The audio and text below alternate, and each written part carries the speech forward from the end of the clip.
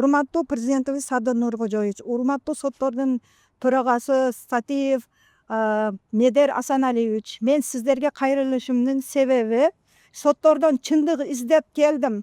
Свердловский сотто Абдыразаков деген сот иштейт.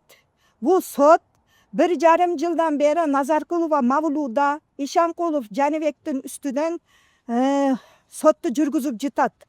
Алы адвокаты келбейт, алы отпускага чыгат, алы дем алышка чыгат, алы больничныйга чыгып отуруп, мына сотту 1,5 жылга чозду, чоюп келип атат. Абдыразаковго чара көрөсүңөрбү? Мына урматтуу Садыр Нуркожоевич, элдин үнүнү угуп, элдин ийини угуп, чечим чыгара турган адалеттүү сотторду ишке алдыңыз эле.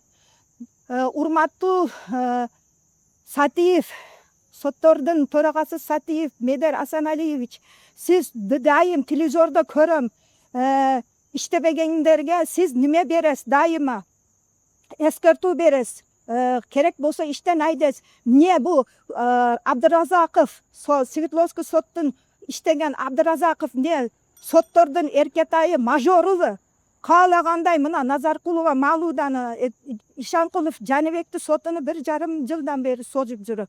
Жакында болуп өтө турган июль айындагы 28, 29, 30 күндөрү боло турган сот мына болбоду, чечим чыгара турган сот болбоду. Не Абдыразаков ушунчалык Кыргызстанды сатып алганбы? Неге ушунчалык эркетай болуп? Мына бүгүн больничныйдан чыгыш керек экен, больничныйдан чыкпады. Мен күтүп турдум жүзүнү кылып. Мени баламы Назаркулова Мавлуда жала жабып 5 жылга каматып салды. Мана балам 8-мекемеде азыр жазасын өтөп отурат. Булар мына 1,5 жылдан бери подпискада ойноп күлүп, ош бишкек кылып, ойноп тайраңдап жүрөт. Буларда соттун өкүмү чыгабы, чыкпайбы? Мен силерден урматтуу президентибиз Садыр Нуркожоевич, урматтуу соттордун башчысы, төрагасы Сатиев Медер Асаналиевич, шулардын чечимини мен силерден сурайм.